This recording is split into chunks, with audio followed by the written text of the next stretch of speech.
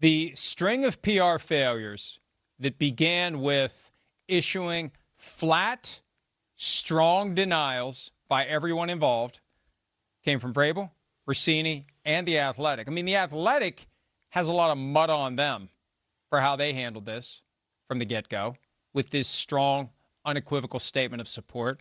They dared, we talked about the Gary Hart situation last week, they basically dared the media to catch them, and it wasn't all that hard to get more evidence, especially given the multiple reports that they had no evidence to corroborate their version of it was just a big party and there were a bunch of people there. I mean, again, don't ask us. We get asked all the time now to tell our eyes that they don't see what they see.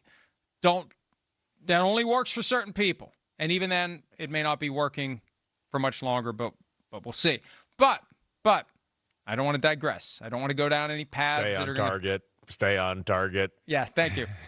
But from the get-go, this has been a PR disaster for everyone involved. They will be studying this in universities for decades to come as what not to do when you get yourself into this type of a situation. It has been one bad move after another, after another, after another. And so what it has done, it has crossed over into a TMZ Page 6 social media obsession where Mike Vrabel can't walk through an airport. His wife can't walk through an airport without being photographed, without being questioned, without constantly having eyes on you. Everywhere you go, they are constantly going to be watching. They are constantly going to be looking. They are constantly going to be trying to come up with something that can be sold to the Post, to TMZ, or to someone else. And I don't know when that changes.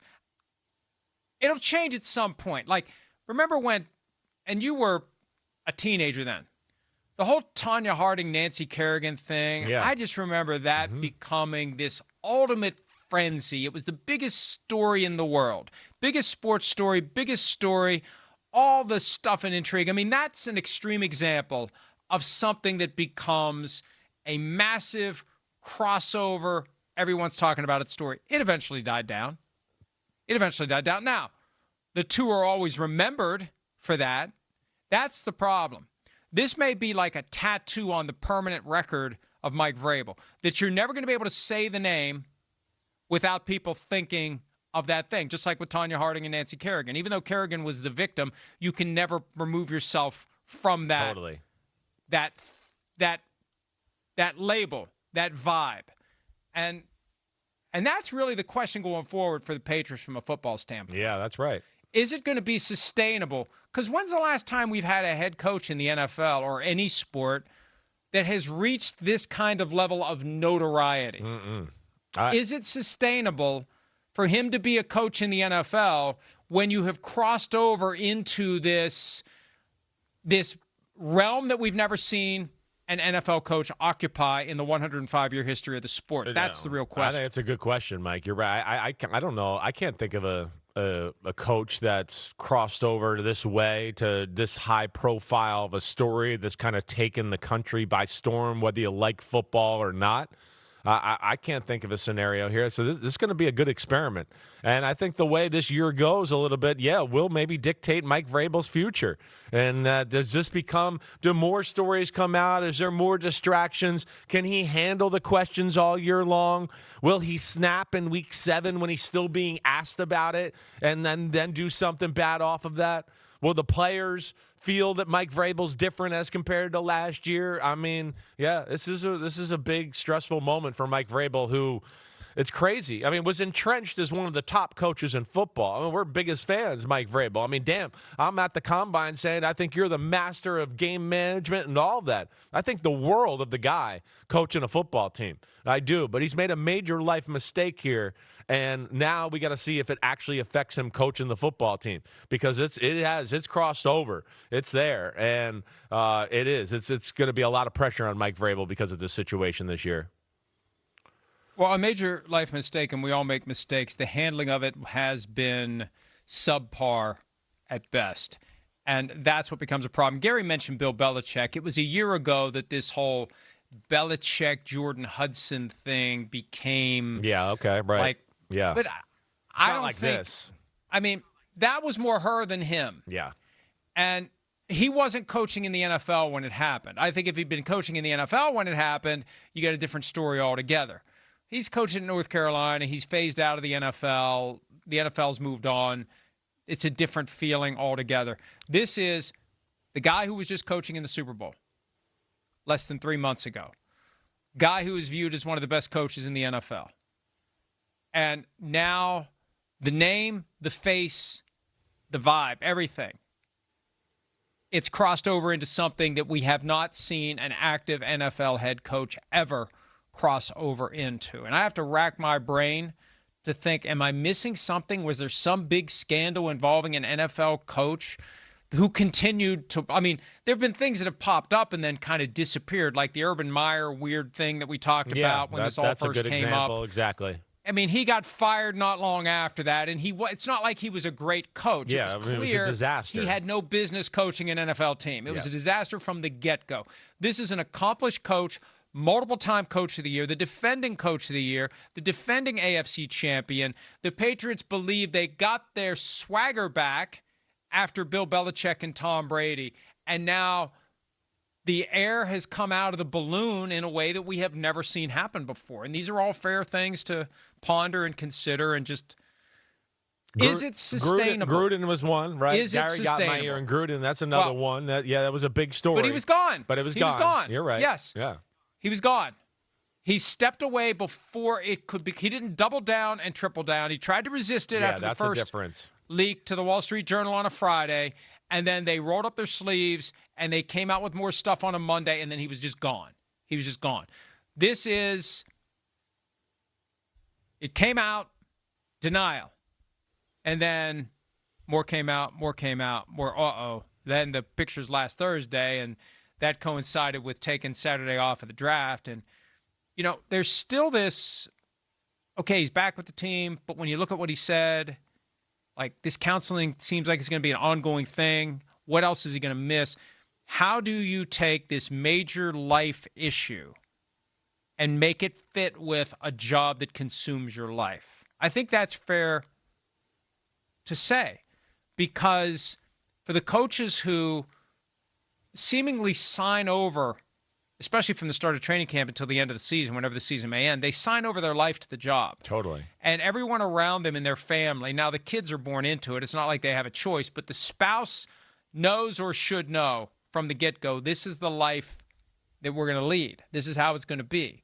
Once he goes into coaching, now they were already married when he went into coaching, but once he goes into coaching, this is how it's going to be. We understand this. I'm going to be working all the time. My job is the centerpiece of our existence. So how do you make that fit with cleaning up the aftermath of this horrible embarrassment that has pulled both of their lives into the public eye to the point where she can't walk through an airport without being photographed? We've never seen this before. No, you're right. And I have no idea how it's going to play out. No. And I wish them well. We're not doing our job if we don't peel these layers back and explain to people we are seeing stuff we've never seen before. This story isn't over. It is playing out in real time. And the stress and the strain is accumulating on everyone who is at the center of it, and we don't know how it's going to play out. And it's still on the bingo card for me that he's not the coach week one. I think there's a lot of people looking at that. I'm not ready to take that button off the bingo card just yet. Yeah, no, I think there's a lot of people out there that still think that's a possibility. And, you know, to all the things you said it right. This is the last thing I'll say about it is just that, the thing we're maybe missing in the conversation is a big part of the rehabilitation and can he work and can he really focus on his job is, of course, going to be Mrs. Vrabel. And what is her attitude towards this, right? His wife and how she handles this. You know, when it is time, like you said, to like, hey, I got to go back. Like, it's 2-a-days. It's training camp. You know, I love you. I know we still got things to work on, but I need you to know, and I need you to support me here to know, and not add to the distractions that we're going back in this, and I'm going to try to rehabilitate the team and myself and all of this. But you got to remember, I'm not going to be here. She's going to have a big say in this, even though she's not going to publicly be saying anything, and that's going to be a big part of this story. It's a hell of a mess. It's a self-inflicted wound. It played out over a period of years. And the reality is there's always a reckoning. There's always a reckoning. And the reckoning has arrived, and it's been hanging around for 22 days, and it's not going anywhere. Every day, I ask, as I sit down to write the stories for the day and fill the content at PFT, and I see the traffic, and I see what people are reading, every day I say, is this going to be the one day where there isn't another story? And I've been resisting. Like, I see other developments that people write about because it's low-hanging fruit and people are going to click on it. I've resisted. There was the whole Spotify playlist thing that came out recently. I resisted that. Mike Vrabel and Drake May on the cover of Boston Magazine. I've seen people write articles about that, how bad the timing is. No, I'm not going to go pluck that low-hanging fruit because it's irrelevant to the story itself.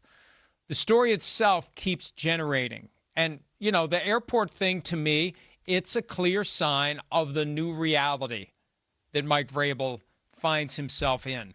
And it makes it hard to be an NFL football coach. And there's no playbook he can go to. He's writing the playbook for whoever it may happen to at some point in the next 105 years of the NFL, where guy gets in a situation like this and doesn't immediately disappear or disappear soon after, and he's gonna power through. Look at his statements. He's gonna power through.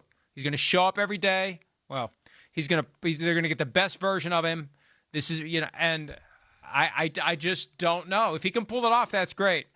I just look at this and I say, this issue, this self-inflicted wound, and the aftermath of it does not mesh with the all-consuming, all-encompassing, all-demanding nature of being an NFL head coach. And I don't know that is a tightrope he's going to be able to walk. No, I really don't. I hear you. And I think the organization's still shell-shocked. They're trying to go business as usual. That's what I was just Nothing's usual about this business. I think that's the other part of it. Yeah, this is New England Patriots. Yeah, they still got that Bill Belichick vibe. I mean, it's pro, it's professional football every day, and it's how to get better. And you're right, this is an organization that does not like dealing with stuff like this. Hi, it's Mike Florio. Thanks for watching PFT on YouTube. Hit subscribe for the latest news and analysis from Pro Football Talk.